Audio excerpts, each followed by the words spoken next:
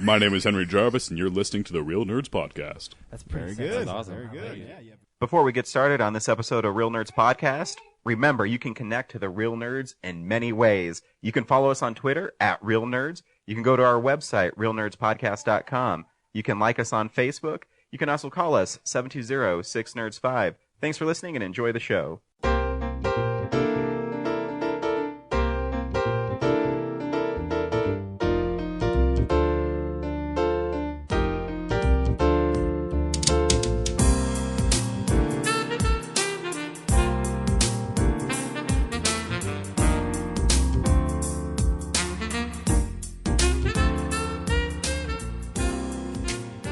Welcome to Real Nerds Podcast, unofficially the official podcast of Denver Comic Con 2016 and beyond. I am Ryan, and I have a full nerd station today. I'm also with James. And Brad. Every week we go see a new movie and we podcast our experience to the world. This week we went and saw Turbo Kid. Oh, I forgot that like it's been 2 days, and I was like, "What did we see this week?" Now I remember. Yeah. That's because there's absolutely shit out. Oh yeah, no. September is becoming like a really, really rough month. Brad and I, you were a little late, and so Brad and I were sitting in the car. We were waiting, and we're looking through the schedule, and September is like just devastated. Shit show. Yeah, which sucks because there's a whole bunch of weeks in October where there's a lot of like, you know, multiple movies at a time that are good, and yet just none of it. Like you can't take a couple of those movies and drop them in September so we can all be happy for I know, once. that's what I'm saying. I think they've proved in Hollywood that you can release movies at any time and people will see them if they're good. Yeah, even in March. But I had a revelation. People are more or comfortable February. with going to movies whenever time of the year, whenever they just want to be entertained. Yeah. That's how hungry people are for media these days. Yeah. I had a revelation while I was in your bathroom. Because you've got the you've got the Entertainment Weekly. That you're no longer a man? Yeah. Whoa, hey now, my mom's listening. She's gonna write you a mean letter. Oh, before we do that, I'm going to give a shout out to Carson. He told me to say his name because he listens to our podcast. What's up, Carson? And he'll listen and go, "Oh, that shit, that's me." Is Carson like 6 years old? No, Carson is our friend from high school, Oh, okay, cool. All right. Well, hi, Carson. and he's a funny guy. Anyways, you were saying? Yeah, so you've got the Entertainment Weekly with Kylo Ren on the front. Mm-hmm. I'm standing there peeing and I'm looking at it, just be like, this is cool, you know. And there's been all this Think your news. dick's cool? I think Kylo Ren looks cool, yeah. And I think the crossguard is awesome. Fuck you. I'll You fight. didn't hear me. You didn't hear me Oh, correctly. sorry. And I realized I know who Kylo Ren is. Oh yeah, Uh-huh. who's that? He's the long lost son of Luke and Leia. That's what they're gonna reveal. What, that they fucked? Yeah, that's what it's gonna be. It's Wait. gonna be like, yeah. It's Luke and Leia's son, and he's pissed off. And he's retarded? Is that how you create a Sith? Incest? Yeah, yeah. That's what I'm thinking. There's been so much news and people like digging in, trying to figure out like So what's going what on made with you Star come Wars. to that conclusion? I don't know. Everybody else is just making shit up about the movie. Like, why can't I? Yeah, we should be first to that one. Yeah, right. Yeah, Why let's not? make shit up. Yeah, like let's just make shit up about. That's how you make a Star Wars movie. I think so. I think that's how they're all built. Yeah, right. So, Anyway, we also talk about movie news. We also talk about movies we've been watching, Blu-rays that are coming out, comic books you should be reading, and box office predictions, and James pissing in my bathroom. Kellen, what do you have to say to that? is it okay that I use your bathroom, Kellen? Yeah, I You're guess right. not. you're right. I'll stay out of there from now on. I love that he's figured it out. Like he knows, like, okay, I'm supposed to talk into this thing. Yep. Born to podcast. Hell yeah. Hey, that'd be a great bumper sticker. Yeah. Anyway, so what are we gonna? Oh, we gotta do. My dog just died. Oh shit! Your dog just exploded. Ryan, I think your life is falling apart in front of us. Tell me about it. Your kid's trying to suffocate himself. Your dog exploded. Like, Oh, I it's just okay. killed Bambi, and every time I drive, I feel like taking the wheel to the goddamn car and punching it. Tommy Boy, for movie fans out there. Mhm. Oh shit! It's interesting you've never put like a guard on the corner of that glass table. I know he hasn't really eaten. He's hitting his head on this table a lot. Not really. Brad, they're first-time parents. They don't have all the answers yet. Just one And I carefully also want to timed point hit to the out that he's Fontanelle. only really banged his head with my wife watching him. Uh-oh. As far as you know. Hey, here he comes. Yeah. Oh, hey, buddy. He's coming on your Hey, side buddy. now. Oh, he's pulling my toes. It's adorable. Yeah, he hit his head. Well, that's about normal. So, Brad, what do you want to do first? Gosh. Let's do box office stats. Books! Looking good, but I think I'm taking too long. Back to the spot for a Glock. I took a loss over frost, but still got a knock. Jerry, does that make you feel good just to say that? Say it with me one time, Jerry. Show me the money! Just in time so I can get tucked up in your BMW. You think you love this black man? Hang like G. Revenge is on my legs with a tail between her knees. I love black people. Straight Outta Compton won again this weekend. $13 million. Not The surprising. big news, War Room, the faith-based drama starring people you've never heard of, did $11 million. Yeah. That's a lot. That's what they do. People go see those movies. People like those movies. Yep. What even comes out next week? I think there's a movie that... Nothing. Nothing. What are we Nope. predicting? So There's we're nothing picking- until Sicario 2 weeks from now. That movie looks awesome. Yeah.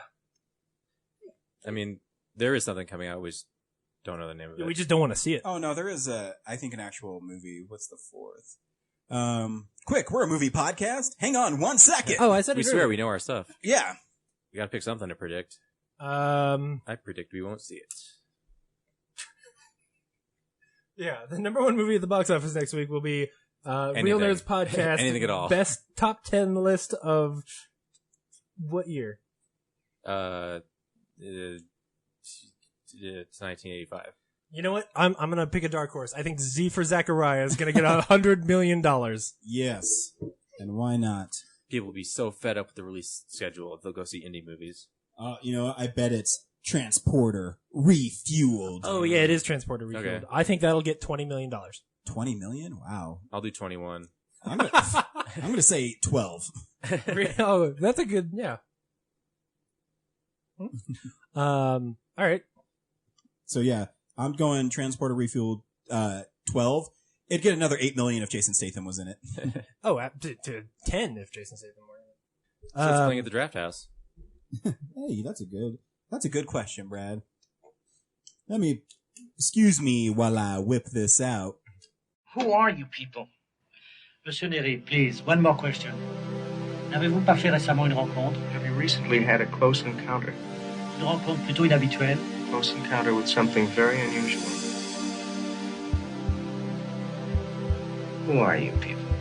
Two species separated by 65 million years of evolution. How can we possibly have the slightest idea what to expect? We're taking him to a spaceship. Well, can he just beam up? This is reality, Fred. You gotta make up your minds. You wanna stay alive and ante up? You wanna play it cheap? Be on welfare the whole winter. So, what side of the rainbow are we working tonight, Dr. Light? I wanted to show them something that wasn't an illusion. Something that was real. You never had control. That's the illusion. I was overwhelmed by the power of this place, but I didn't have enough respect for that power, and it's out now.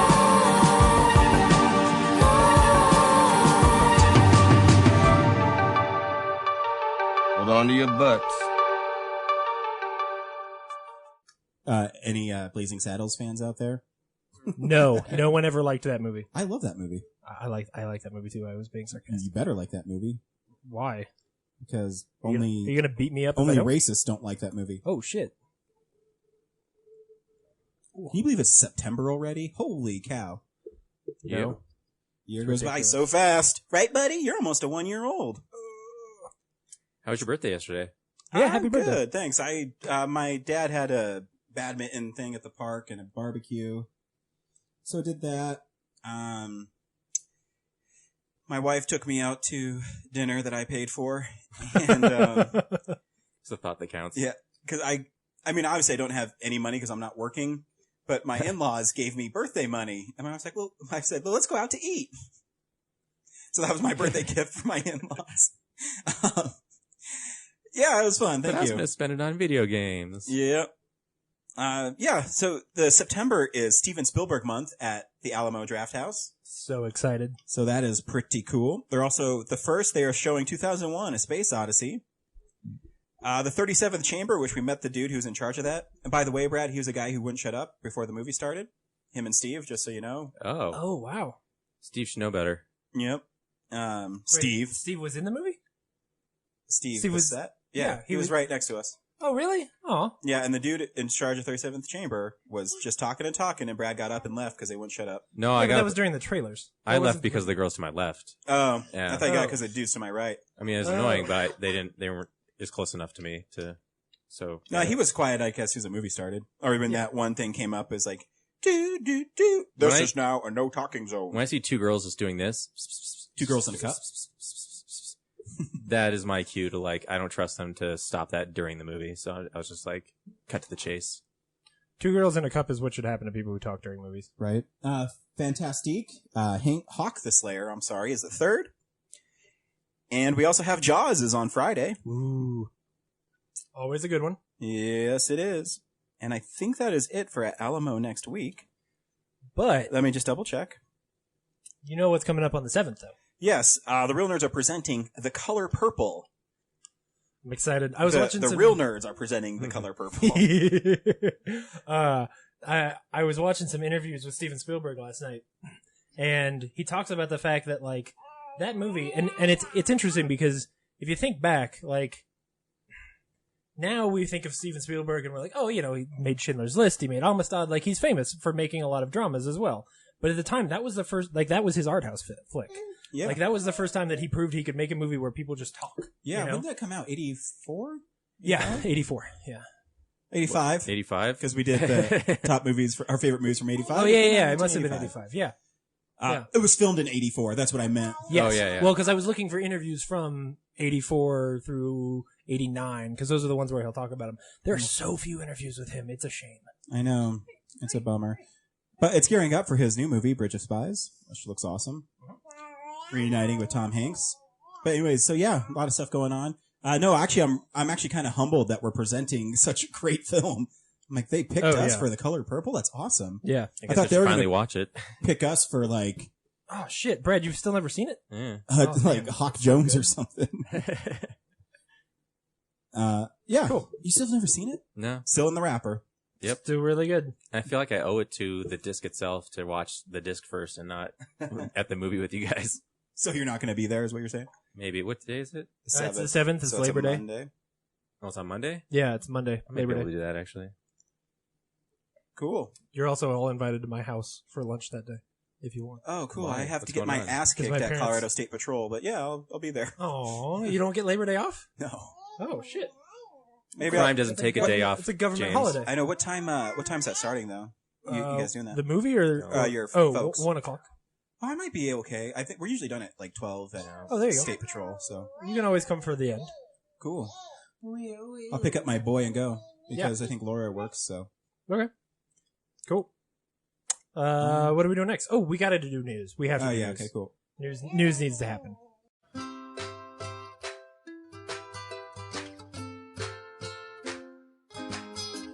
In other news, the Prime Minister of Sweden visited Washington today, and my tiny little nipples went to France. The White House Reception Committee greeted the Prime Rib Roast Minister, and I do the cha-cha like a sissy girl. I do the cha-cha. I'm sorry, we seem to be having some technical difficulties. Oh, man. Bummer news. It's like we're in a reboot of 3 Men and a Baby.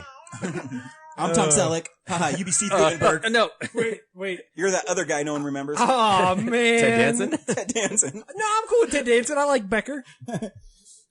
Sad news. We're starting with, actually, just before we came on the air, horror legend, film directing legend, Wes Craven passed away this afternoon after a battle with brain cancer.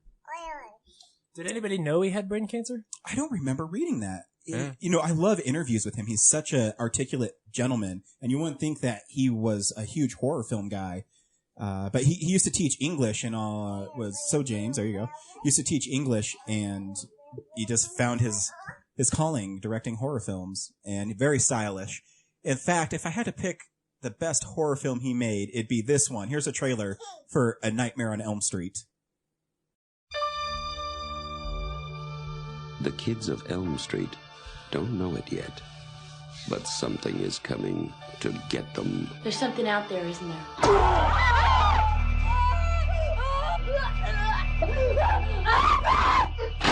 You could just see cuts happening. What did that, Lieutenant? I don't know. What has the coroner got to say? He's in the jar and puking since he saw it. They're gonna kill me for sure. Did you do it? There was somebody else there. He was locked in a room with a girl who went in alive and came out in a rubber bag. No one knows where it came from or who it will visit next. Nancy, there's something wrong with you. You're imagining things. Nightmare on Elm Street. Do you believe in the boogeyman? No. Whatever you do, don't fall asleep. No! She's the only one who can stop it. If she fails, I'm your boyfriend now, Nancy. no one will survive.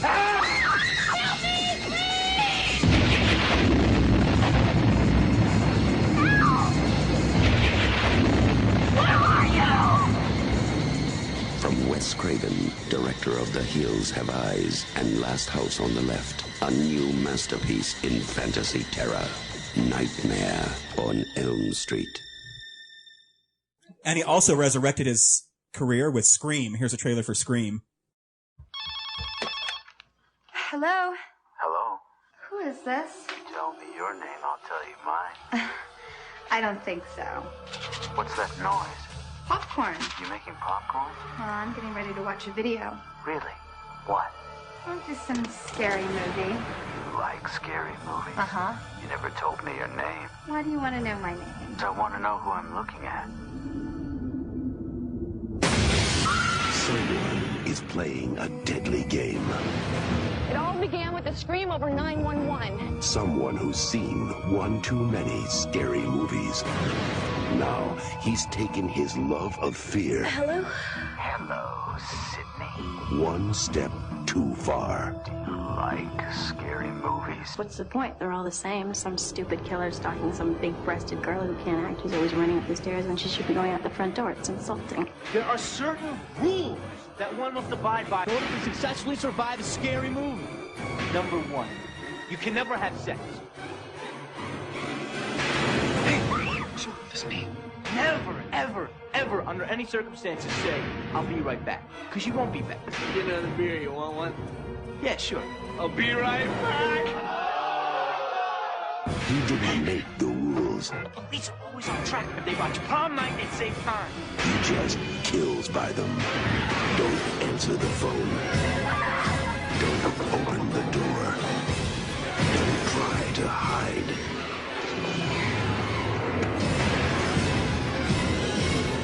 Everybody's a suspect. Not scared, are you? Scream.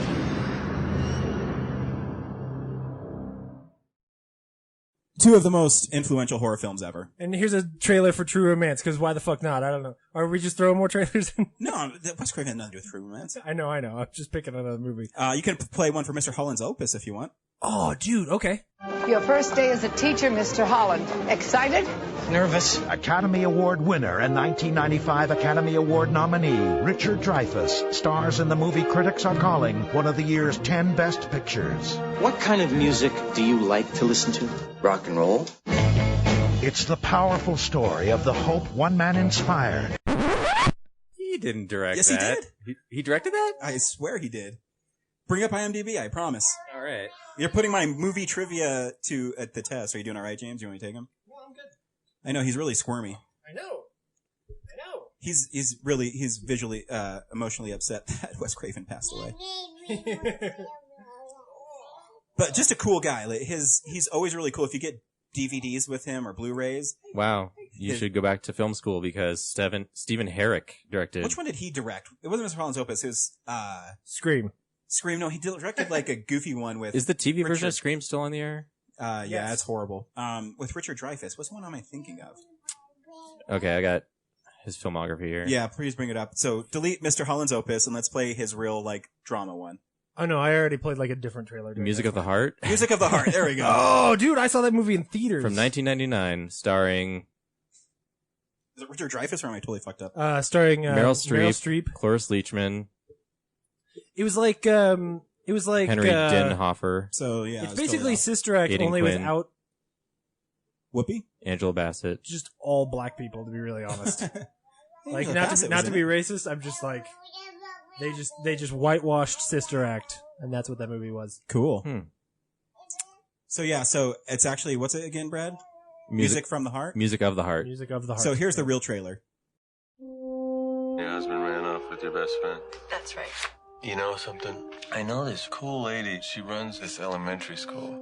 You'd have to be willing to relocate. Where is it? Welcome to East Harlem. You need violins? I have 50 violins. I put you down as a 7. Thank you very much. No guns. No! Don't do that! Don't do that! Their attention span doesn't go past Still Ray me. I think you're underestimating them.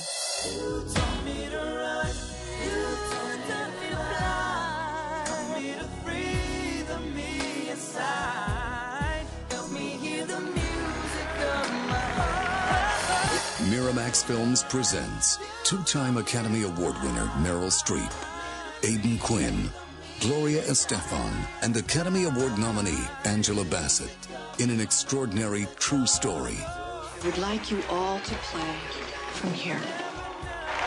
Music of the Heart.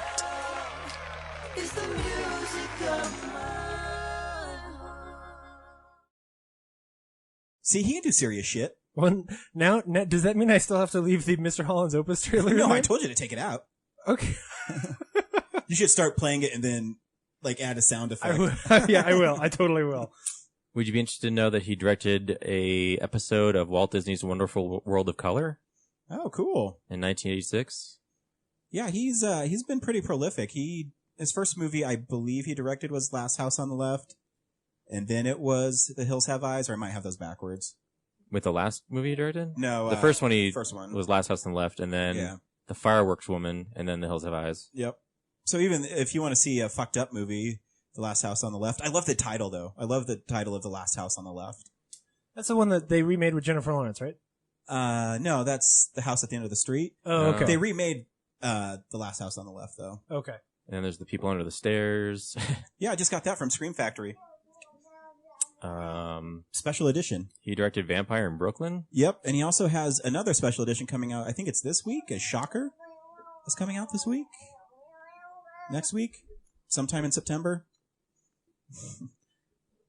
I do know that. You know, An what icon. He's an icon. What I didn't know is even I respected him, and I don't like horror movies. Remember when I did Mitch Pileggi's panel at Comic-Con? I'm like, I know he's in X-Files. What the fuck else has he done? He was the Shocker in Shocker. He's the bad guy. So I could have asked him about that. All right. Come here, Kellen. It's like, I don't like that James is fighting me so much.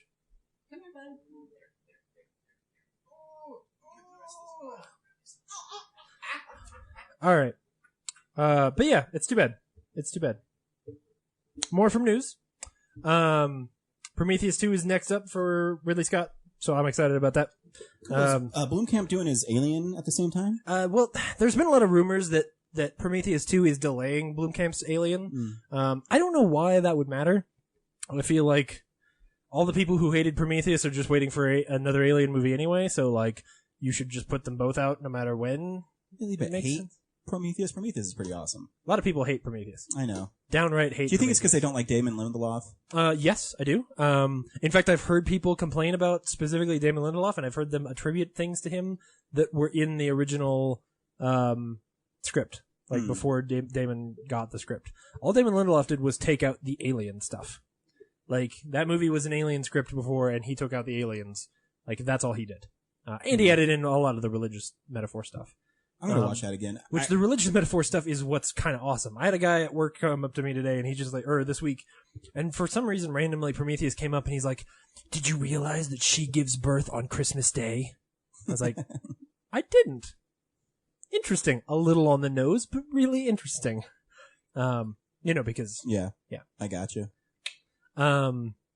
Because it's a movie. That's because the day Jesus died, right? No. Oh. Okay. That's why we celebrate Hanukkah. Right, yeah. Hanukkah is about the day that Jesus died. It's about when the Jews killed Jesus, yeah. Whoa, that's a hard Jew you just gave out. I'm sorry, when the Jewish killed Jesus. Thank you. What movie is that where you can't just come out and say Jew? It's Always Sunny. It's Always Sunny, yeah. It's a That's hard right. J. It's He a just dropped a hard hard J. And on Community, it's say the whole word next time. Jewish? No, he says Jewy. After she tells him to say the whole word, he says Jewy. Oh, I'm sorry. Oh, okay, shit. what else we got? Born 5 is going to start shooting next week. Nice. So with Matt Damon. Yeah, with Matt Damon. So just really, I'm going to call it Jason Bourne 4. I'm not going to count that Jeremy Renner, which it's like, after an hour and a half, it's starting to get really good, and then it ends. And then it literally just ends. It just stops. No. Like right when the movie gets cool, it just stops. Do you think Jeremy Renner's like, what the hell, man? You said you were done. Oh, totally. Well, when you gave like, up your no, franchise, Jeremy, you're done. Like he invested 3 films in getting that franchise off the ground, and 1 film was able to derail it. Because he walked away. It's his own fault. Well, I'm sorry I'm sure he's sorry he's getting older. But Matt Damon. Yeah. Were you guys ever big S.H.I.E.L.D. fans? I never watched it. Yeah, I watched the first episode and was like, this is awesome. I gotta watch this show. And then I never watched it. But they're re-releasing it in 4K and in widescreen. Which is kind of interesting. Like, I like the idea of them going back to some of those films, especially the ones where, in this case, when the Wire was announced that it was getting, remastered and ported over to widescreen, everybody was like, whoa, what are they gonna do? Like, are they gonna squish it or anything? And the truth is that in the original film, they can go back and they can just they can add in the stuff that was cut out. Like they film more than what's actually in the in the case screen of before. Star Trek: The Next Generation, they couldn't do that because there's like light stands off to the side of the frame. Yeah. But the S.H.I.E.L.D. was filmed in a similar way, so they're going to go back and just add in the extra sides. Have you guys seen the new Blu-rays that Sony has coming out? No. They're called it's like awesome. Prestige edition. Okay. And they come in like these clear kind of gray Blu-ray cases. Ooh. And they come Like with booklets and a bunch of new special features. Are they like the color of the Criterion ones? Like that translucent? Almost translucent, but it's more like a gray. Huh. And the first one they're putting out is Bram Stoker's Dracula, but they also have Fifth Element. Huh? It's one of the Fifth Element. Yeah. So they're doing like all these really cool like re-releases and just basically making the pictures better and giving better special features. And, cool. And they're expensive too. They're like $30 each. Huh. Okay. Yeah, that's cool. Are they whiter? Are they the whiter ones like Criterion? I haven't seen the sides of them yet. I just seen art for Dracula. Yeah. Cool. And then the only other thing I've got in news is, did you read all the drama where Quentin Tarantino threw down with, It follows. Yeah, with David Robert Mitchell, who, yeah, basically, like, for whatever reason, Quentin Tarantino decided that, like, it was his place to talk about the things he didn't like, and it follows, and as I read them, I was just like, these are kind of nitpicky. Yeah. Like, and it's not like, every year I read his top 10 list, and I'm always like, I like half of these movies, you know? Yeah, I don't consider him like a great source of criticism. I don't either. Like I really like his movies. Yeah, but he likes really unusual films. Yeah. And I don't know. His criticisms were goofy. But did you see what's the director's name of that movie? David Robert Mitchell. David Robert Mitchell. David Robert Mitchell, what he said back? Yeah. It was pretty awesome. It was. Totally respectful. Yeah. What did he say? Shoot, no. It's something about I can pick a. Don't worry, I have about 8 things I want to say to you about. Such and such. It was something along the lines of like, hey, we should get coffee sometimes because I have notes for you too. Yeah, you know. Just put him in his place. Yeah, I mean, because especially like it's the guy's first big film, and he went and made something that was. Look, if you don't love it, fine, but it is pretty unique and daring, and there's a lot of really neat stuff in that movie. That nitpicking, I actually totally disagree with Quentin Tarantino. I feel like the rules are very well established, but yeah. Anyway, it's beside the point. It's just always weird to me anytime that an artist goes out and like. Seeks out to sort of throws down like that in a weird way, you know? And I don't know if that's how it was intended, but that's just the way it comes off. Because why that movie and not the million other movies that came out this year? Like, why did you pick that one? Was it because that one was popular, or was it in your wheelhouse, or, were you just like, hey, what? How come, my friend Eli Roth is going to make a horror movie this year finally, and everybody's going to be talking about this other movie? I don't know. Yeah, yeah, whatever. Yeah. What do you say?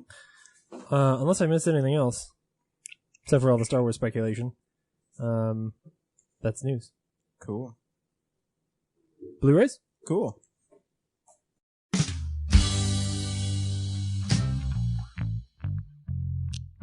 When did you move in? About 5 years ago. By the power of Grayskull. Point Break or Bad Boys 2? Which one do you think I'll prefer? No, I mean, which one do you want to watch first? You are pulling my leg.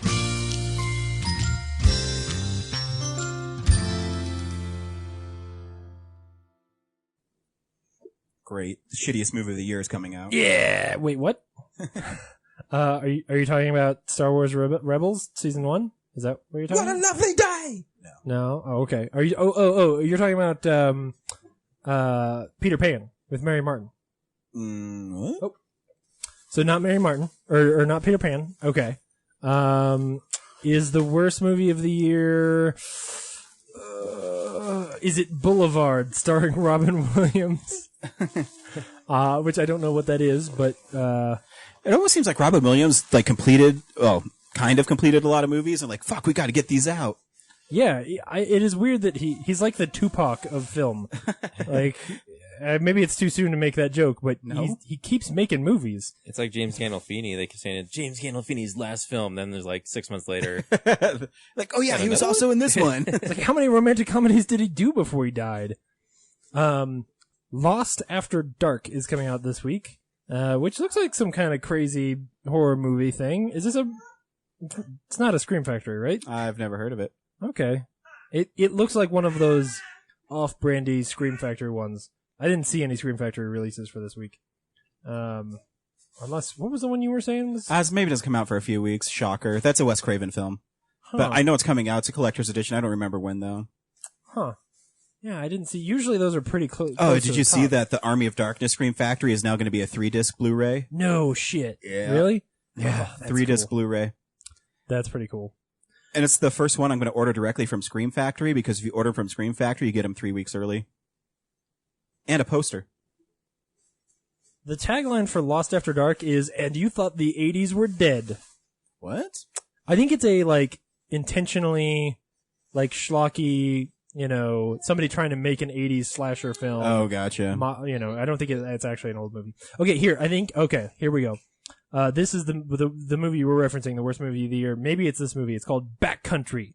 And it's about a woman who's lost in the woods. See that? Yeah, Did they? I've heard only good things about it. So. It looks like it's about a giant ghost bear that's chasing a woman. It's about a man-eating bear, right? Well, it's a regular bear, and yeah, someone gets horribly eaten in it. So no, pretty gruesome. No. I'm looking at the cover right now. It's clearly about a giant ghost bear. Well, then they would call it Ghost Bear, James. Dude,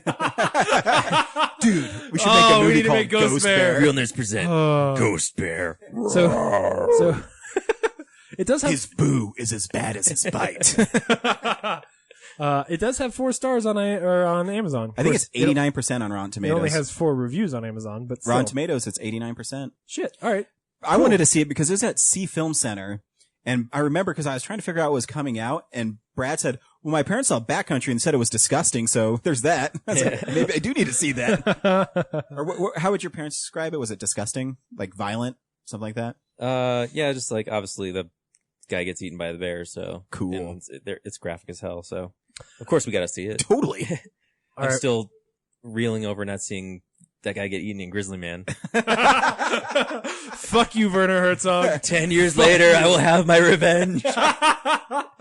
I sat through 2 hours of watching some crazy guy cry about dead bees, and all I wanted to do was see him get eaten. Oh, man. Yeah. Well, maybe the worst movie, if that's not it, maybe the worst movie of the year that you're referencing is Army of Frankensteins.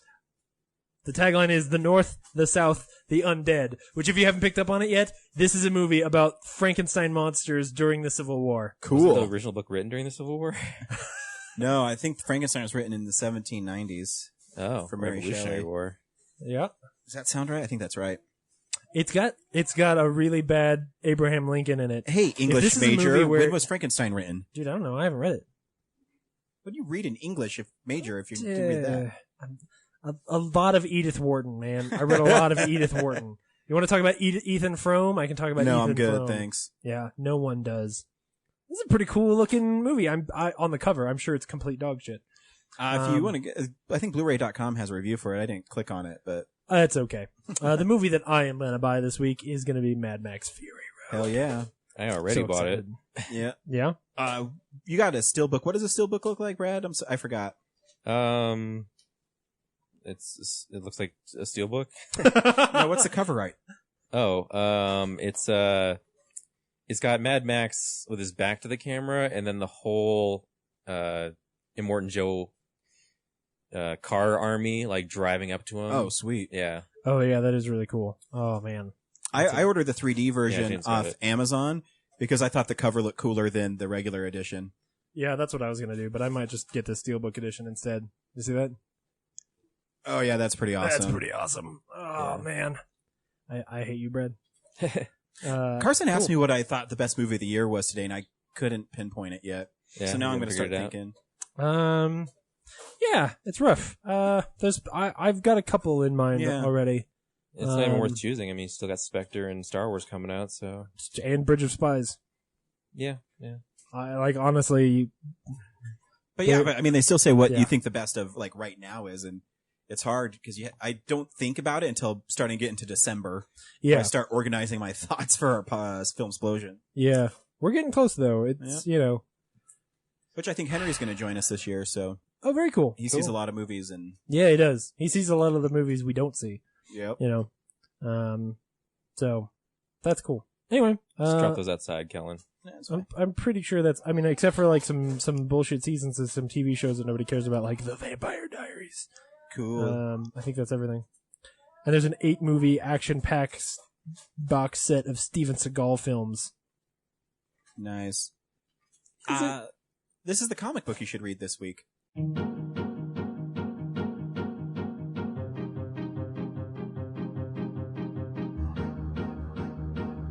Hey man, read this. Told you, I don't like horror comics. Think of it more as a survival manual. There's a number on the back. And pray you never need to call us.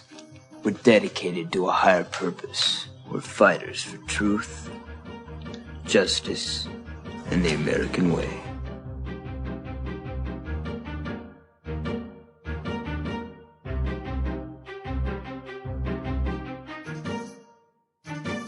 So I got a cool one. Cool. When I was at Denver Comic Con, I interviewed Marguerite Bennett, and you can find that interview at realnerdspodcast.com. Just search Denver Comic Con and Marguerite Bennett. She wrote a comic called DC Bombshells. DC about a year ago did these variant covers of what they called bombshells, which is like they're super heroines from the 1950s. So like Batgirl is this ace fighter pilot. Batwoman plays like on a League of Their Own kind of style baseball team. All this kind of stuff. So the first issue came out last week, and it's really fun. It's basically what happens if all the superhero were actually superhero women. Okay. So there's no superhero men. So there's no Batman. It's Batwoman. So it's Buffy the Vampire Slayer. Yeah, basically. But it takes place in the 50s. And cool. each, there's 3 parts in each comic, and each part deals with a different superhero. So, and they're each tonally different. So, like the Batwoman one is kind of a noir crime one. Yeah. The Wonder Woman one is like a raw recruiting. It's really cool. Cool. The art is wonderful in it. I would definitely, hopefully there's still copies available. So it's really cool. It's a fun little comic that I just decided to pick up because I had a lot of fun talking to Marguerite Bennett. She's really nice, and she doesn't look, I don't know if it's the right way to say it, but she doesn't look like a woman who writes comics because she's... What do women who like comics look like, Ryan? No, I mean, because she's like super bubbly, and I don't know if it's the right way to describe it. You know what I mean? It just, it doesn't seem, I don't know how to describe it, but she's like a really nice lady. Not that any comic book writers are not, but...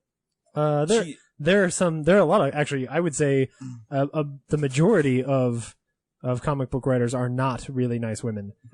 Most of them are men. That are, unfortunately, pretty nice. A lot of them are nice. Yeah. Actually, I've never met a mean comic book person. Have you? No, because I've never met Alan Moore. That's true. My work is so important, you can't adapt it. Fuck you. Anyway, so pick up DC Bombshells at Colorado Coins, Cards, and Comics. Ask for Andrew. I'm sure sometimes if he doesn't have copies on the floor, ask him. He might have one lying around. Yeah. Sometimes he doesn't, but usually he does. I usually don't have problems when I say, do you have this for me, Andrew? He said, fuck, yes. And if he doesn't, then he'll recommend something else awesome for you. So yeah, DC Bombshells. It was a fun one. But you also got, what'd you get, Angel and Faith Book 3? Oh yeah, well it's the second library edition. Library edition, which that one's pretty good. It's gorgeous. It's only the Family Matters run, which is one trade, and then the second half of it is the A Dark Place, the Spike series. So that's the one that ends. That's the series where they go to what's the name of that dimension where Connor lives for forever? I don't know. The art in it's amazing. Oh, yeah. And it's the first time we ever get to see that dimension. Like, Rebecca Isaacs got to invent what that thing looks like. And her monster designs are really cool. Oh, yeah. And so my hope is that book 3 is going to come with the Willow miniseries in it as well. I did tweet at Rebecca Isaacs, though, because that second run, Family Matters, has got my favorite cover, which is the one, if she ever comes back to Denver Comic Con, fingers crossed, I might get her to sign it, because it's got... it's the one you'll remember with Faith and Angel riding in the car with the top down. Oh yeah, and you've got the reflection of the Hollywood sign in the door, and it's just so cool. And she retweeted it, and I went back and I looked. She doesn't retweet very many things, so she doesn't use Twitter much at all. So yeah, just I mean, she did remember me after our interview, but I hate you. I hate you. Rebecca, come back to Denver Comic Con. Yeah, we want to interview you again, and hopefully we're better. She's like, I'm not coming back to those creepazoids. Yeah. They keep talking about me on their podcast. They're clearly weirdos. Yeah. Cool. This is what we've been watching. Yeah.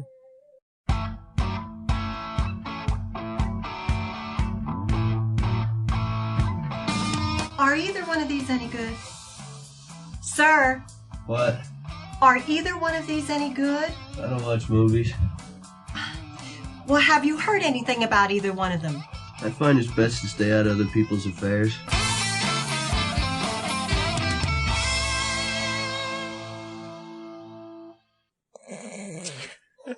You tired yet? He's getting there. He gets tired, and then he gets all like wound up. Yeah. Yeah. James, did you want to go last? Because you said you have a lot. I can go wherever. I can go first. Okay, go. Cool. So watched a few things. I finished the second season of *Halt and Catch Fire* this week, which continues to be really great. Season 2 basically ends up being about what? Should I leave? Oh, no. I'll just say season 2 is a lot more about like video games in the late 80s. Cool. So it's pretty neat. It's got a lot of like. So they're building an Atari this time? No, they're working on a Commodore 2600. I used to have a Commodore 64. Yeah, 64. Yeah, sorry. And my favorite game was called Three Blind Mice. It's basically a Pac-Man ripoff. So it's really solid. They do some things that really twist up the characters in some really great ways. I mean, have you finished the first season yet? Yeah. Okay. So, I mean, based on the way the first season ends, that like the second season is going to be markedly different. And it's not quite what you think, but it's just really fascinating. It's good because the ways that it's not what you think based on the end, like you think at the end of the first season, like everything's on fire, literally, and you think that like they're not going to be able to recover. And the way that it shifts is really that it's a character-based shift. So the characters actually end up like they start season 2 in a very different emotional place than they left. Like they seem like slightly different people, which is really cool. It just gives them all a bit more depth. So I highly recommend *Halt and Catch Fire*.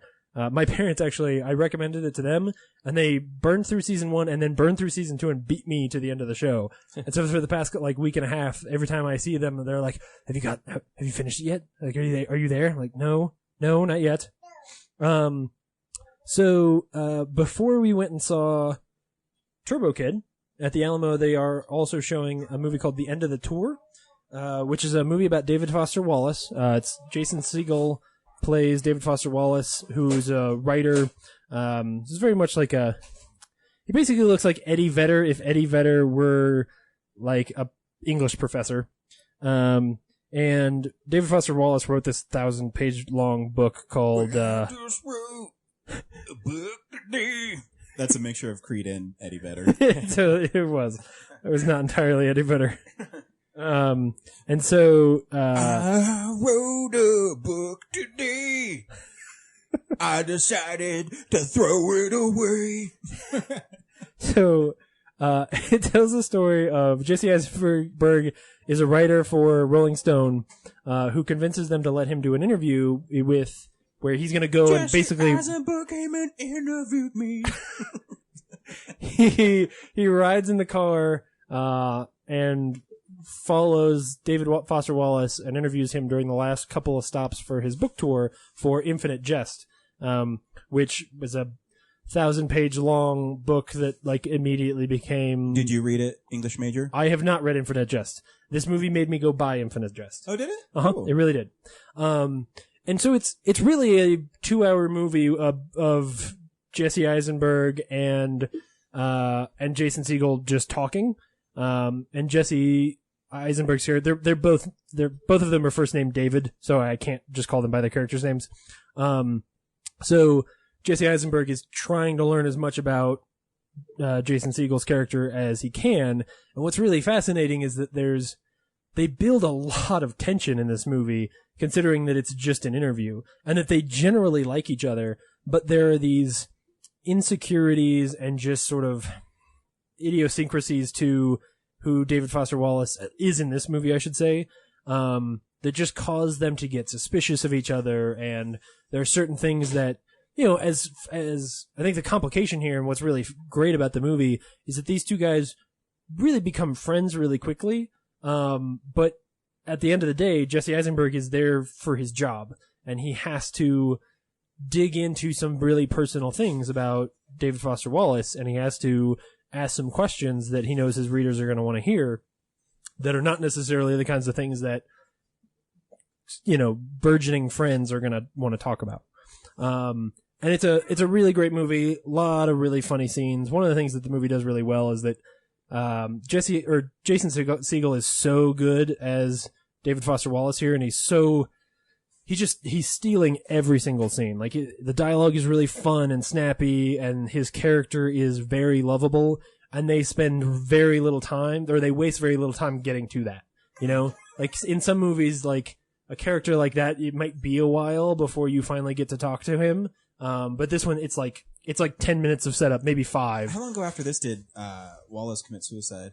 So he committed suicide in 2008, and this movie takes place in the late 90s. So it was a while. Soon. Yeah, I mean, late, I guess. Yeah, it was only a few, and the movie starts with that. They bookend the movie with his death. So it starts with, spoilers, but the opening shot is Jesse Eisenberg getting the call that David Foster Wallace has killed himself, and then he goes and gets the tapes that he has, because while he's there, he's got this tape recorder. I mean, he's recording it on cassette tapes, to give you some idea, not on his iPhone. And so he's got all these old cassette tapes. And the one thing that I wish this movie did is that, because it's based on a true story and because these tapes are real, I so wish that there was just a snippet of the actual tape at the end. I don't know if they're things that the actual David Letsky or whatever his last name is, maybe he doesn't want that stuff released, because they do seem really personal. There's some really cool moments. It's actually in the trailer. There's this really cool moment where David Foster Wallace is left alone with the tape and he talks to the tape recorder, which is of course a thing that just the idea of Jesse Eisenberg's character finding that after he's done this long interview and story and hearing this intimate moment would be pretty special. So, it's too bad that they didn't share some of that, but, I highly recommend it. It's a really great little movie, cool. And with amazing performances.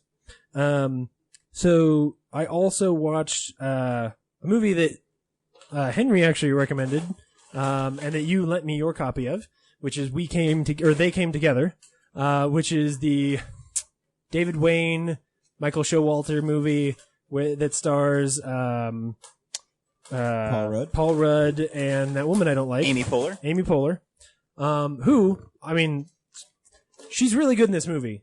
Yeah. I need to figure out what disease I have that makes me look at her and just go, I don't like you. It's like me and Reese Witherspoon. Something about her chin. Yeah. I don't know what it is, but I just find I find everything she does less funny because it's her. It's totally unfair of me. I can't help it.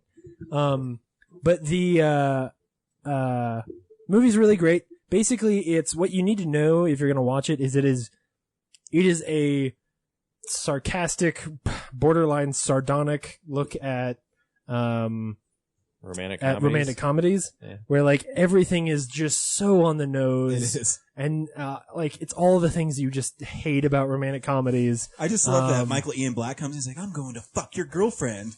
No, yeah, he's like, no, he walks into the room and he's like, is your girlfriend back at the apartment alone?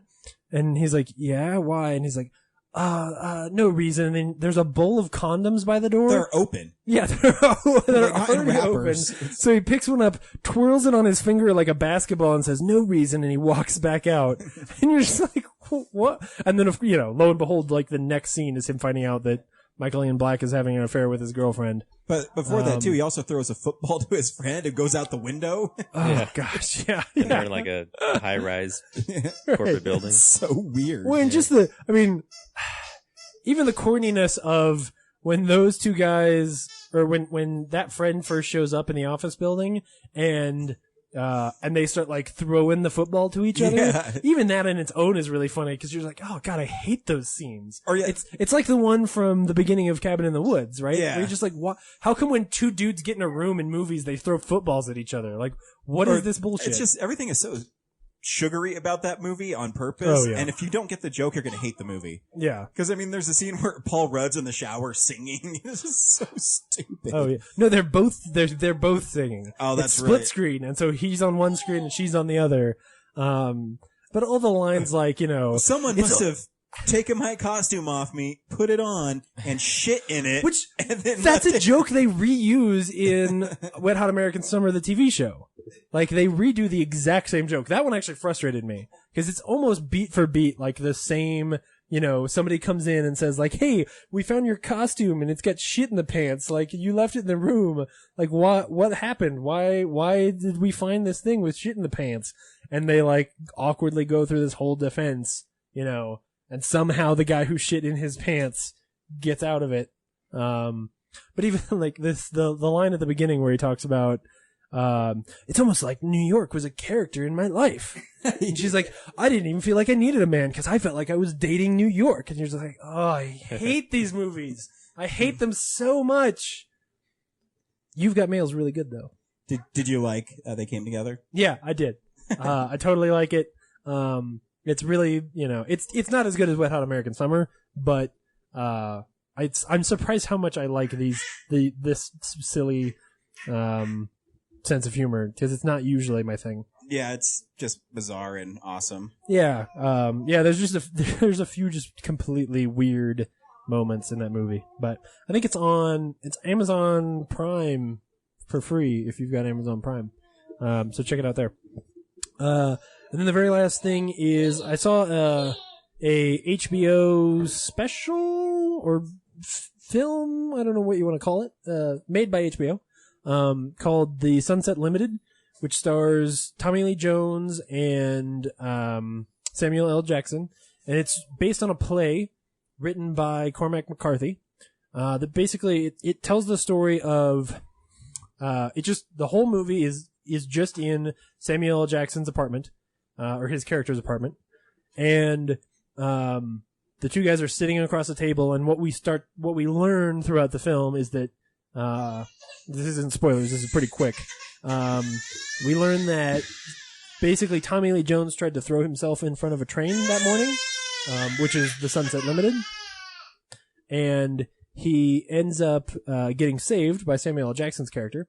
And Samuel L. Jackson's character is basically, I wouldn't say kidnapping him, but sort of holding him hostage in his apartment, trying to just psychoanalyze him and figure out, like, why are you trying to kill yourself? And it's basically an hour and a half of two people with very differing worldviews talking about sort of the way they see the world and where they do or don't find hope in their lives. And it's all just, it never leaves the apartment. It's a straight up, very small 2-person play. The characters don't even have names. They're literally booked as black and white. I'll let you guess which one's which. Samuel L. Jackson, white. I highly recommend it. If you've got HBO Go, it's on there. It's a really good little movie.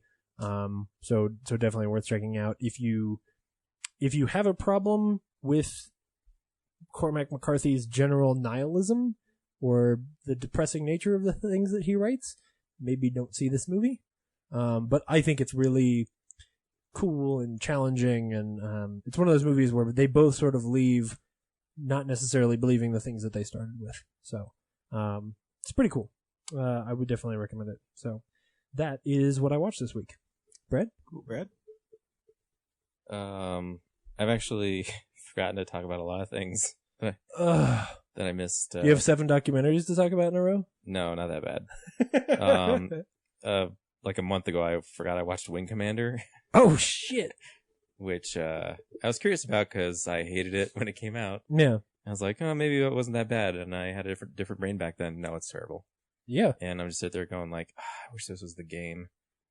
It's like with Starship. Mark Hamill in it. Oh, yeah. If they'd made it with Mark Hamill in it and like dudes dressed up like cats, that would be great. Yeah, and those animatronic cats were way better than the animatronic, I don't know what they were in this movie. Yeah. That movie's like Starship Troopers without any of the fun. Yeah. Yeah. It's like Starship Troopers if it took itself seriously. It's Freddie Prinze Jr., Matthew Lillard. They're like buddy pilots, and that sounds horrible. Obviously, Freddie Prinze Jr. is the chosen one. He's like from this race of explorers that people hate, so he's just getting picked on all the time. And then the Kilrathi are trying to take down whatever resistance they're doing, and they have to. The whole movie is this quest for like this codex box. Yeah. Which has all the Kilrathi codes built into it or something. It's potentially kind of a cool, it seems like something you could have made a cool movie out of. And yet, they made them into games. Well, yeah. The games are more fun to watch. Yeah. Than this thing. Yeah, so. Even super pixelated and compressed like they are. Right? Yeah. Yeah, so I'm not even sure the director even ever did research on the game. No, I'm sure not. This movie's so different from the game. Yeah. And then another movie from the early 2000s that I saw in the theater and then passed on was Hollywood Homicide. Oh, snap. With Harrison Ford and Josh Hartnett. Yeah. And why did you watch that again? Because I was like, was this as bad as I remember? And yes. Yeah, I haven't even finished it. It makes Firewall look awesome. Yeah. Sorry, Harrison. Yeah, Firewall's actually kind of awesome, but yeah. Yeah, says the guy who just watched Hollywood Homicide. You just made my point. But yeah, they're two cops, and Harrison Ford has a side job as a real estate agent, so he's constantly trying to sell real estate to the people he captures, which seems illegal. Yeah, I don't think you can. Ryan, you're a cop now. Is it illegal to sell real estate to the people in your police car? Oh, probably. And I forget what Josh Hartnett does. Like, he's a yoga guy for Is his hair part not of combed? Is that your criticism of Josh Hartnett? Okay. That he can't comb his hair? Next time, if you ever see Josh Hartnett in a movie, notice his hair. It's probably not combed. It probably is. I'm just saying. No, is it's not. No, I mean, I was agreeing with you. Oh, okay. It probably is not combed. You're right. I just think it's funny that your criticism of him as an actor is like, the guy can't comb his hair. And he also has like, I'm hot in a dirty kind of way. Look at me in this elevator. I kill people in this elevator. It's a Sin City reference. And so the real plot is when he's not selling real estate, they're trying to track down this guy we call the Rapper. So whatever. The rapper? There's a rapper that gets murdered. It just kills a rapper, not like someone just walks into a club, shoots it up, and kills in Hollywood. In Hollywood, yeah. Oh, you mean Tupac? Maybe. Tupac died in Las Vegas. Inspired by whatever. So yeah, and then where I also did Biggie watched... die? Detroit? I think New York. I don't know. Hardball with Keanu Reeves. Go ahead. Okay.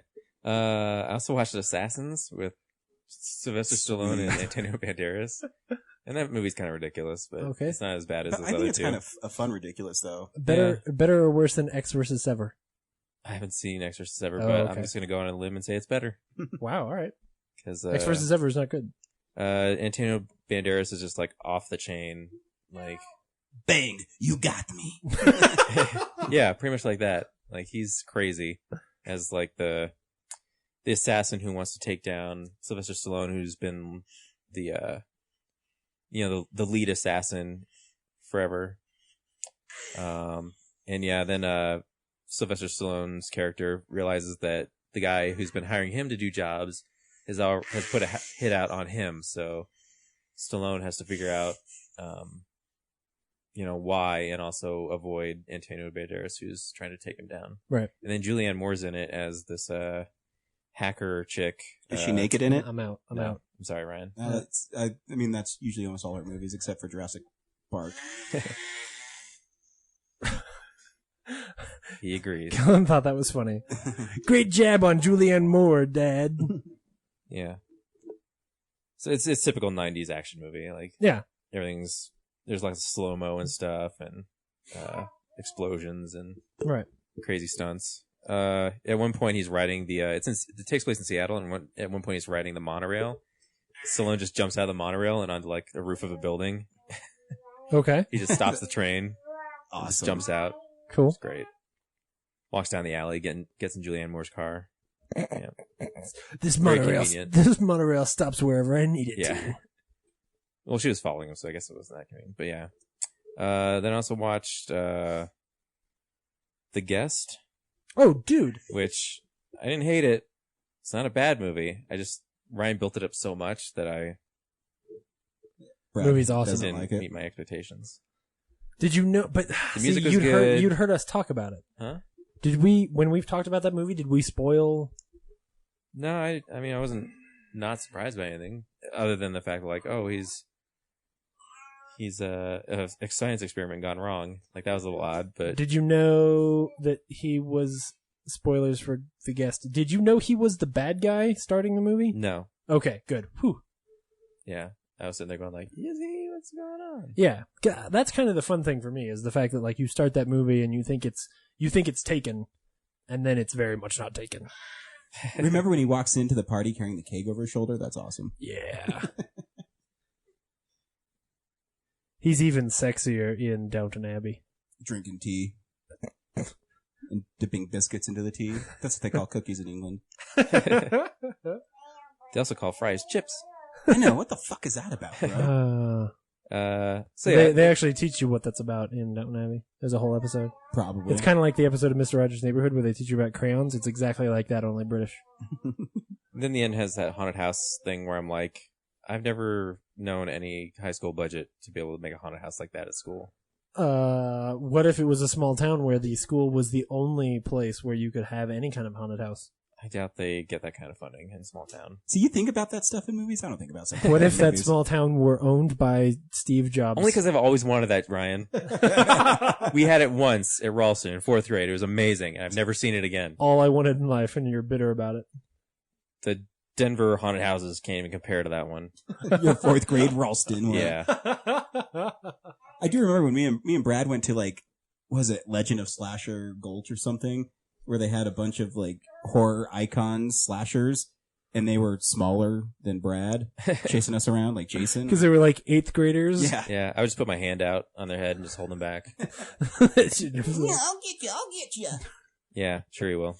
Go back to class. Instead of a chainsaw, it's like one of those little tree trimmers it's like a jigsaw blade.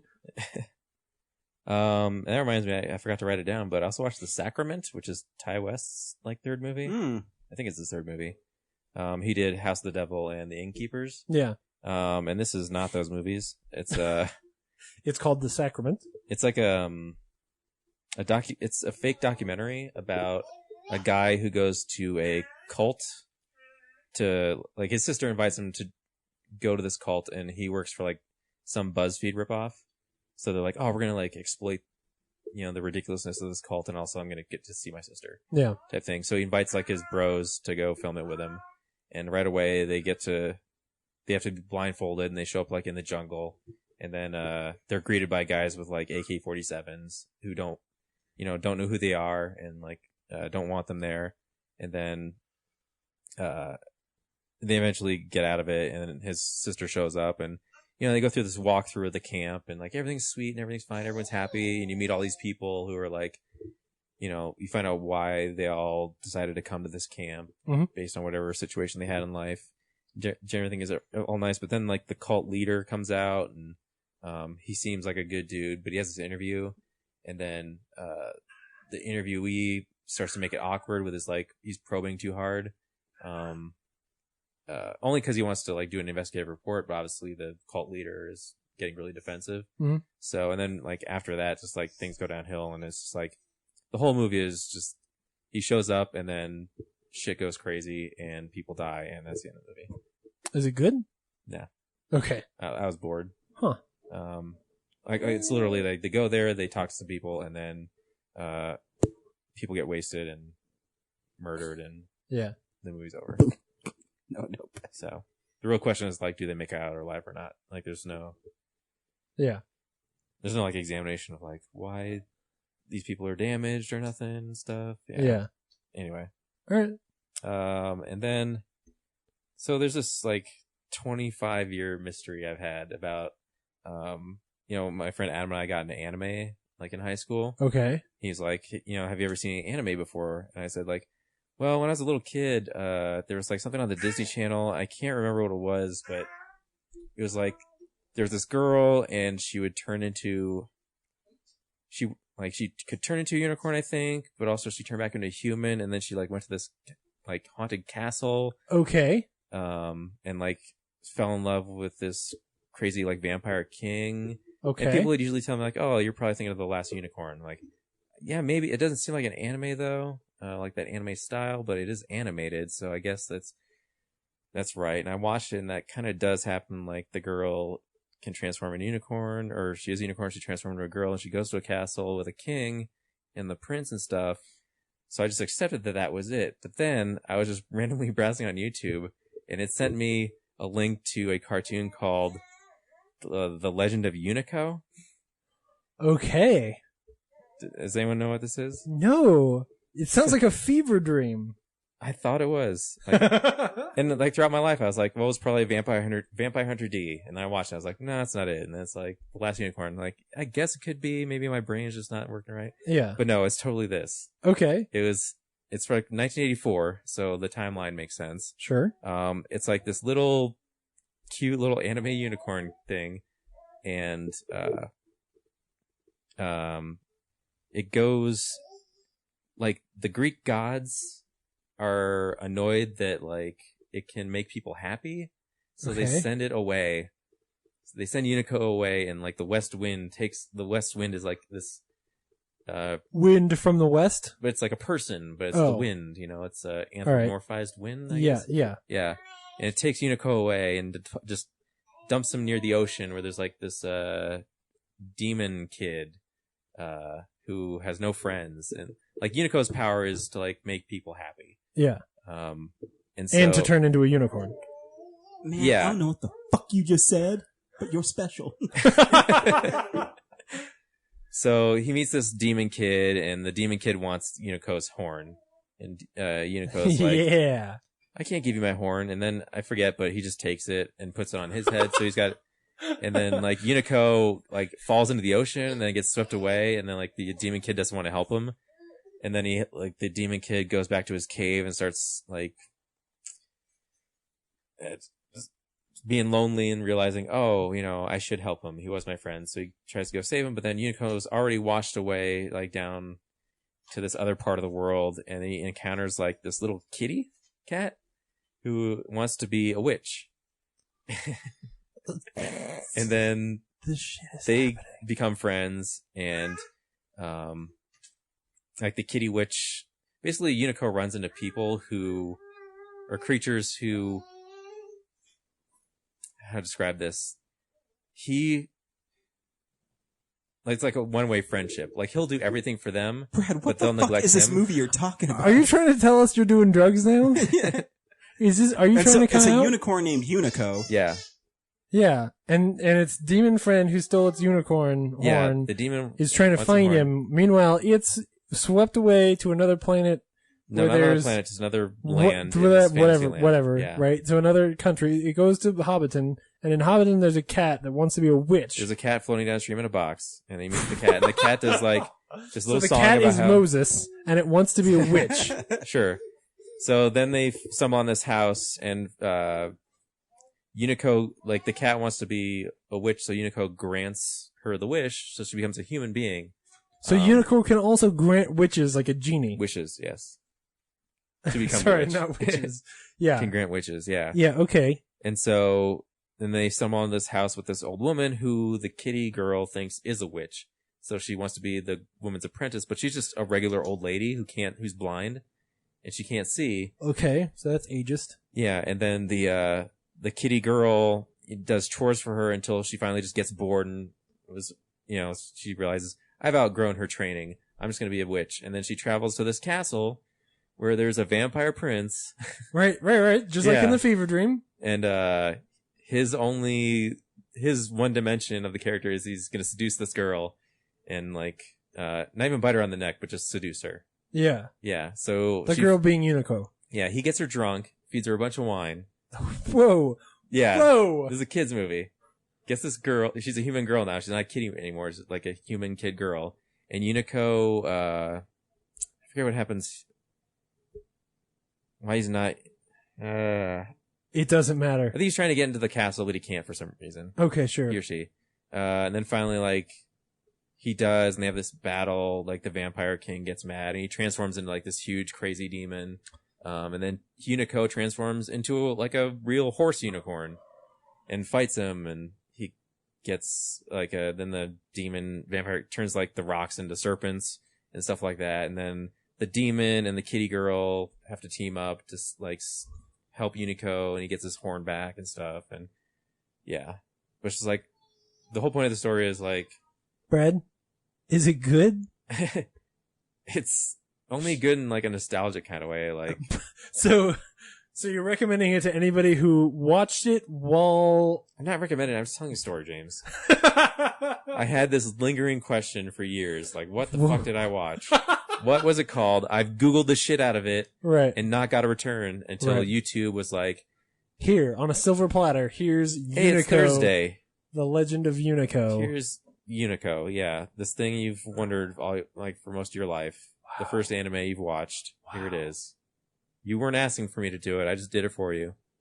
The internet's an amazing place. Isn't it? It's a magical place. Like I said, full of unicorns that grant wishes.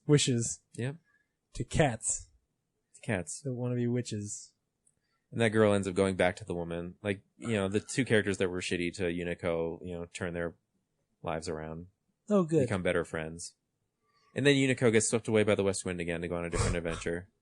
Wait, is it a show or a movie? How many adventures are they It's a movie. It's an so hour and there's 30 sequels? minutes. Are you going to watch the sequel? There's a second one. I don't... You have to now. I just listened to 20 minutes of you explaining this one. Maybe I'll check it out. All right. The real appeal of that one was just reconnect with what was this thing in my brain that I always pictured but couldn't put a name to. So, Brad, I missed it. Are we supposed to see this weird fucking movie? No. The moral of the story is Brad found it. He's gonna watch it, and then he's gonna report back to us the weird, shitty fever dream stuff he's been watching. I already watched the whole thing. No, I know, but you're gonna see the second one. There's a second one, Ryan. It wasn't about recommending it. It was about... So it's about the accomplishment of finally finding out what the hell it was. Yeah, he found a thing that he saw a long time ago, and the internet, because it's made of magic, it's ground up unicorn horns. So how did you? I don't understand how YouTube knew that to recommend that to you. I don't either. One does. It's not like I googled unicorns like videos ahead of it. Are you sure? Look me in the eyes, Brad. I look me in the eyes. Don't look You're away. right, you're Don't right. look away. Look me in the eyes and say I typed in unicorn and I typed in unicorn porn and this is what came up. My aunt and uncle once rented, like at Christmas time, they rented what they thought was like a kid's animated movie about reindeer and stuff for Christmas. And then at some point they noticed that and I've never found this movie. I should go figure out what it is in a similar way. They said they ended up turning it off because they realized all of the girl reindeer all had boobs and they were all being sexy. And so they turned it off because it was their grandchildren. I need to figure out what that movie is. Dancer and Prancer, Comet and Blitzen. It's too early. But do you recall the reindeer with the biggest tits of them all? Oh, is that it, Brad? What else do you watch? that's it. It was about the story. Cherry the big tit reindeer. Oh shit! I forgot something else I watched this week. Did you watch Cherry 2000? So Real Nerds Rewind. Yeah. So I picked up Cherry 2000 on Blu-ray this week, and I watched it on Saturday. Cherry 2000 tells the story. Cherry 2000. So we read the synopsis of Cherry 2000, and it way undersells Cherry 2000. Cherry 2000 is pretty awesome, and you should check it out. I will bring it to you. When I say pretty awesome, I mean the idea of what Cherry 2000 wants to be is really awesome. The execution is less than is to be desired. The action scenes could be cooler. Melanie Griffith could be hotter, better. And this young Melanie Griffith is an attractive woman. I don't remember. You should watch Cherry 2000. So the actual story of Cherry 2000 is this dude. I would say it's a dystopian. But what's interesting about it as a dystopian is that the main character is in this future, he works in this recycling plant. So people bring all their stuff to recycle because there's not enough resources, right? But because he works for the recycling plant, he's actually really wealthy. His life is actually really good.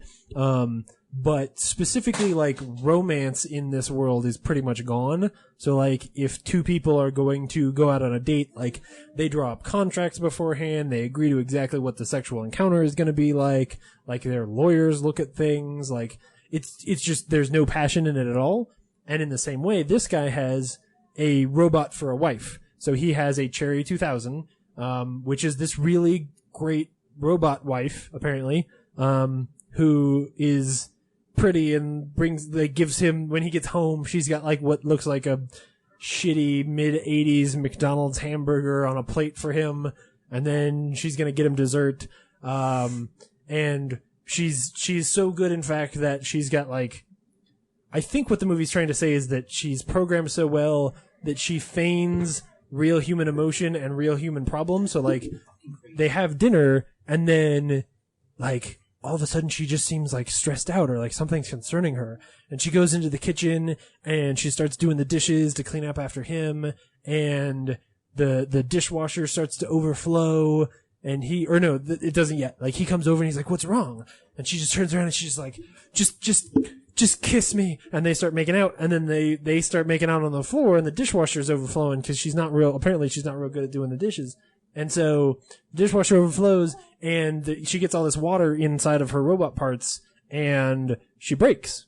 So a chick not good at doing dishes, that's a design flaw. Anyway, so he takes her to the robot doctor, and the robot doctor's like, "Oh, dude, this shit's broken."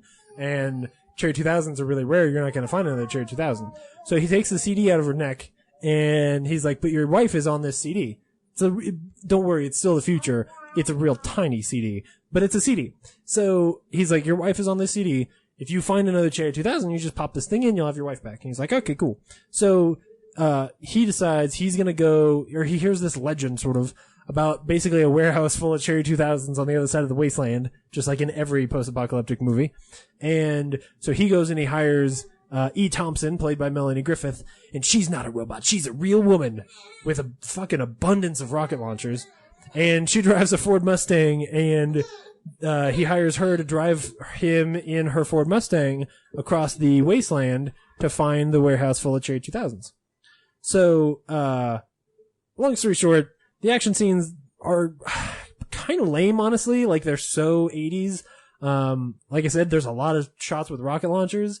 There's a lot of bad guys shooting rockets at the Ford, hitting the Ford, and it just, like, blows up basically like a pillow of, thing of smoke, blows up on the side of the car, but the car's fine.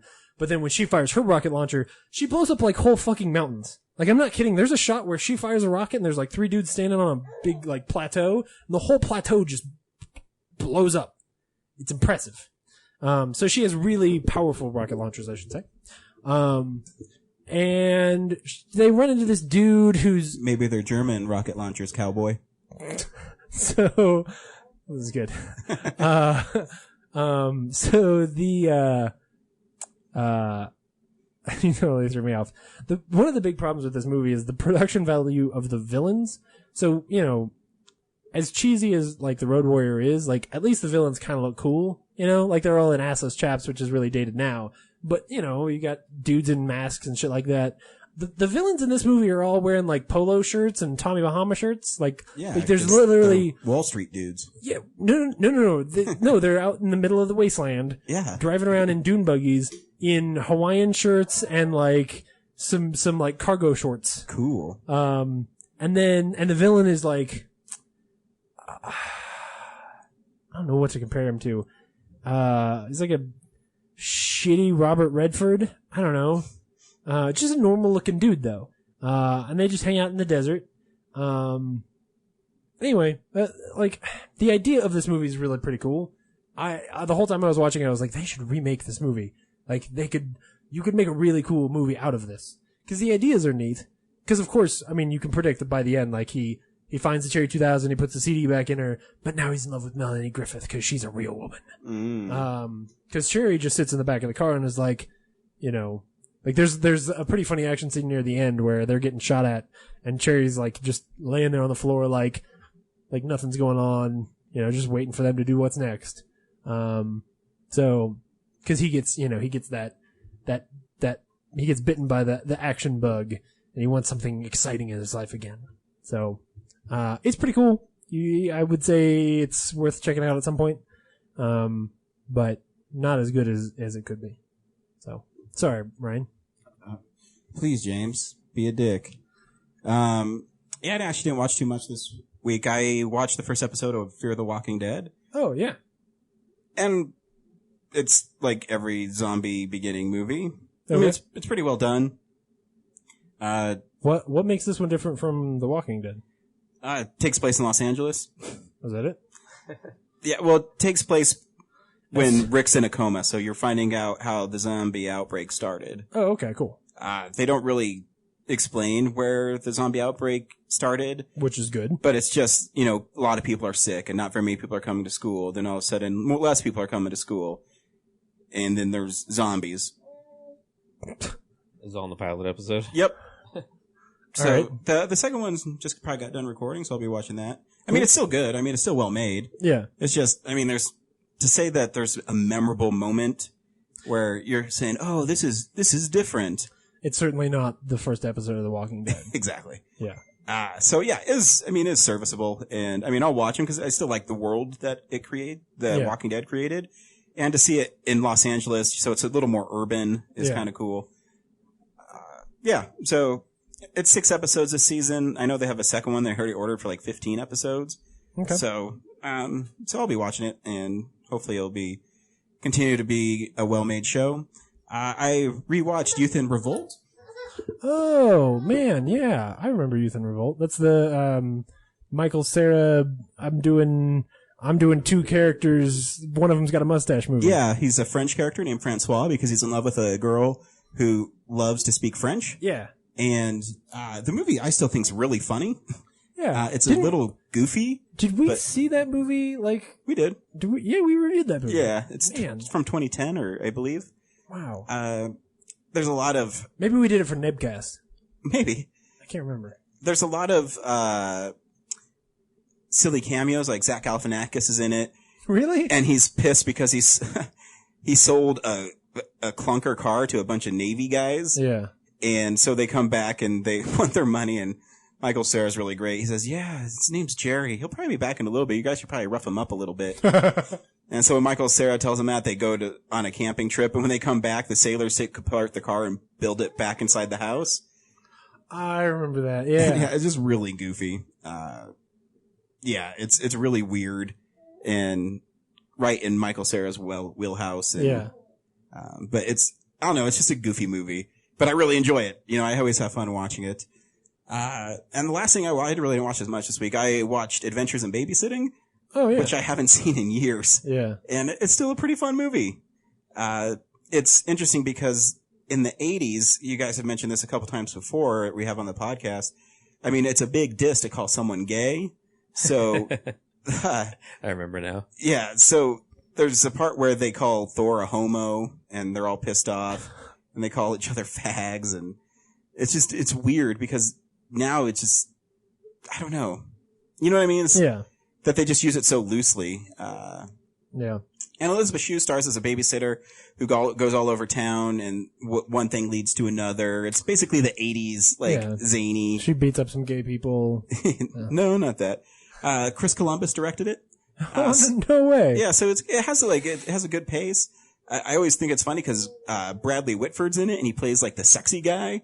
And I never thought of Bradley Whitford as like the sexy guy before, because he's usually like the weasel politician guy. You know what I mean? Yeah. But yeah, I had fun watching it. Thor is in it. And here's just the Weasley boyfriend. Yeah, Vincent D'Onofrio plays Thor, and he does not look like he does now. You know, all skinny and golden hair. But yeah, I had a lot of fun watching it. I laughed a couple times. I can't remember the specific jokes, but it's still Elizabeth Shue is, man, in the late 80s, she was gorgeous. She's a pretty lady. Yeah. I mean, she's still pretty now, but yeah, it's just, you know, that's the kind of girl I'd have a crush on growing up. And I did. I remember being in love with her. I loved her coat because she wore like a rainbow scarf. The soundtrack is really good, which I think if you're going to have a successful 80s movie, the soundtrack has to be really good. I think that's part of being a successful 80s film. Yeah. You have to have gangs in it, and that's so true. Yeah. Oh no. And there's a Playboy in it that everyone says Elizabeth Shue is Miss March because it looks like her. Yeah, the movie's just fun. Like, I had a lot of fun watching it. I haven't seen it in years, and I just remembered little bits and pieces of it. Yeah. But I had a lot of fun going down. Remember loving it as a kid. And I still think the poster is really cool. Yeah. Yeah. It's a Struzen. It is. I know. It is a Struzen. It's a really cool poster. So, yeah, the Alamo Drafthouse is showing it. I think is it this week? Or next week, but one of the lead actors is going to be there showing Adventures in Babysitting. I think it's next week. But yeah. Yeah, so if you want to check it out, I recommend it because it's lots of fun. Go 80s movies. Very cool. And yeah, that's what I watched this week. So that leaves another 80s movie. Yes. So this week for Real Nerds Podcast, we went and saw Turbo Kid. This is a weird week. Brad, should people go see Turbo Kid? Yes. Yes, they should go see Turbo Kid. James. Wow. If you watch the trailer and you think it looks like something you might enjoy, it's really a niche kind of a film. I really enjoyed it. I thought it was really funny. It's really bizarre though, so you gotta know that going in and be willing to, sort of meet the movie on its terms.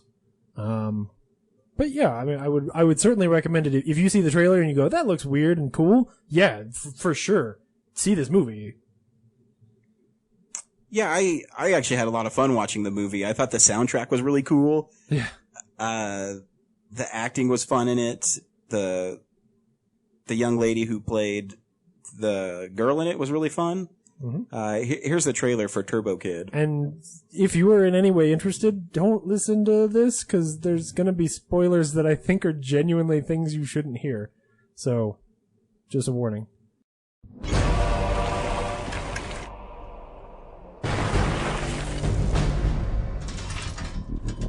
I will destroy you with my Turbo Glove, the ultimate weapon against the robot threat. But to be a true hero, you'll have to save your girlfriend. Hey, what's that in your hand? It's a comic book. What's it about? It's about Turbo Rider. That's rad. I always wonder what the other side looked like. It's kind of gray and dusty. Well, I could show you. Around here, we like to do things with a little more joie de vivre. Where is she? Release the girl. This is gonna get ugly. As you may know, the situation is critical. We have reached maximum casualty levels. Who exactly are you supposed to be? Turbo Rider. This is it, soldier. We have to hit these damn machines with everything we've got. Find them, kill them, and leave back their heads on pikes. I'm meeting up with an old mate. We're going straight to Zeus. What do you say? Let's roll.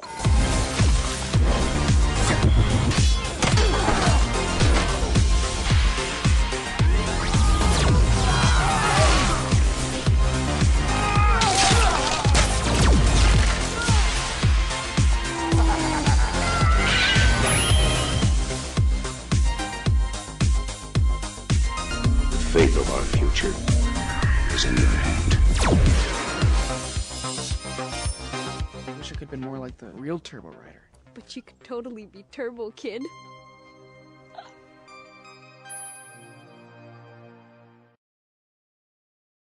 So Turbo Kid takes place, what I think is really cool about this film is it takes place in the future, but it's made as if it was from the 80s. So it takes place in the future in 1997. Right. Where the future is a wasteland and everybody rides BMX bikes. And there is... Even the adults. Even the adults, yeah. Yeah. And so this kid is all by himself and he idolizes Turbo Rider. Is that the name of the comic? Yeah. Turbo Rider. And when his girlfriend is kidnapped, he kind of takes upon himself to become Turbo Kid. Well, he stumbles onto a spaceship that had Turbo Rider in it, so he's a real dude. He's not just a comic book. Well, and for the first 20 minutes, yeah, you're skipping over the first part where it's like he's just scavenging around and you're meeting the universe, and then he runs into this girl who's just weird. Like the first part of the movie kind of feels like that part in Jurassic Park 3 where he's got where you go to the kid's little fuselage where he's hiding all his shit. Oh, yeah. This is the same kind of thing. Like this kid's got this little place where he keeps all the fun stuff that he's found in the wasteland. And then he meets this girl and they hang out in his little house together. And then he stumbles upon, then she gets kidnapped, right? Oh, that's right. Yeah. Because she says, wow, you're like the Turbo Kid. Yeah. Well, and so there's all of Michael Ironsides as well, because there's this whole plot with Frederick the arm wrestler. Yeah, oh my god. Well, the thing is this movie's so weird. There's so many 80s references, though. I actually thought of one today, and then I forgot it on the way here. Really? Yeah, that I totally Frederick missed. the arm wrestler is Indiana over Jones. the top. Yeah, the over the top is the arm wrestling. Yeah. But it's mixed with the character Indiana looks Jones. like The character looks Indiana Indiana Jones. Jones, and then the guy's arm wrestling looks like Mola Ram from Temple of Doom. Yeah. Yes, that's right. Kalima. But they're close friends. Yeah, they're buddies, yeah. Enough that Kalaram or Molaram gets killed later as punishment for in a way to hurt the Indiana Jones guy. Yeah, the movie is just bizarre, but it's really clever. And the violence is super over the top. Yeah, that's the part where it's almost tame for the first half of the movie.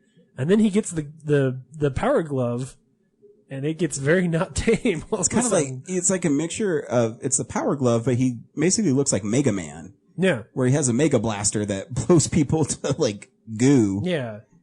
Like District 9 style. They Yeah. just get liquefied, And the villain's whole plan is to make people fight to the death so they can take the corpses of the losers and mulch them into water. It's basically like if the whole point of Solving their water Thunderdome, problem. it's like if Thunderdome was, okay, whoever dies, we're going to squeeze the water out of you so we can have water again. Because Michael Ironside's, motivation for killing people is straight out of an 80s horrible movie. Oh, yeah. He's going to grind you up to make you water. It's Soylent Green. Yeah. The water is people. They even have a Soylent Green joke. The Yeah. cereal they're eating. Oh, that's right. Yeah. Well, and because Turbo Kid says it to somebody at one point. He's like, the water is people. Yeah, that's right. The water's made of people. Yeah, this movie is so weird. It is, but it's super clever. And I love how it's shot when they try to make action scenes really cool with BMX bikes. Yeah. Where people are being chased and, they're all over the place. I will say this. If the girl who played the girl character, what's her name? Anyway. Apple, yes. If the girl who played Apple were not as fantastic as she is, I probably wouldn't like this movie. Like, She kind of steals the show. Oh, yeah. I mean, every scene she's in, the way she's so over the top. And from the moment you meet her, you're like, this bitch is a robot. Like, you just know. And sure enough. this lady. And so, just the way she behaves, the moment when he asks her to teach him how to fight, and she gets excited in a way that like no human being has ever been excited.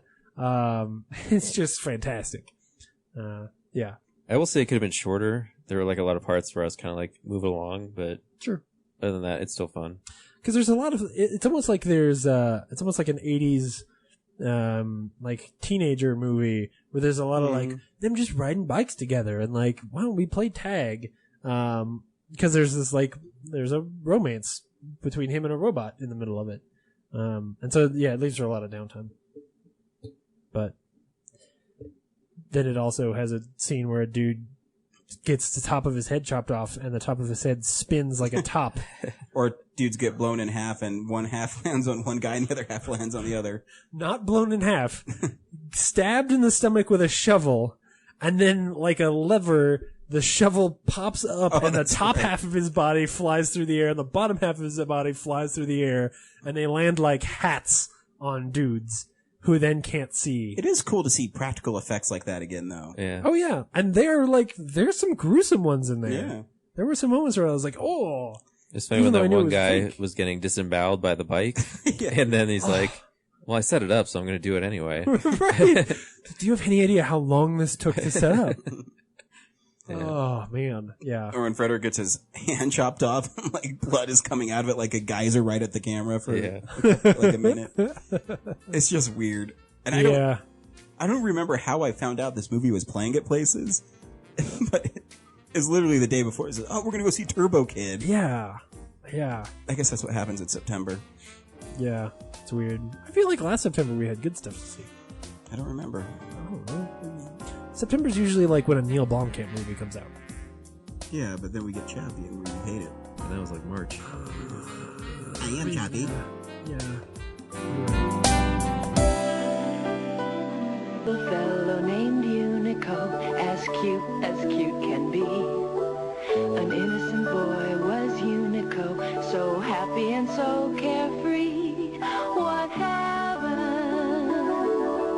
life as sweet as nature could have planned. What strange gift do you hold in your hand? Is it true that Visit our website, realnerdspodcast.com. You can tweet us at @real_nerds.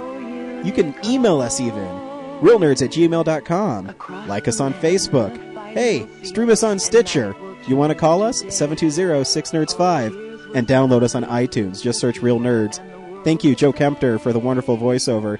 And also Spark Mandrill for the wonderful late-night jazz smooth sounds of movies. You can find them on SoundCloud. This has been a Nebulous Visions production.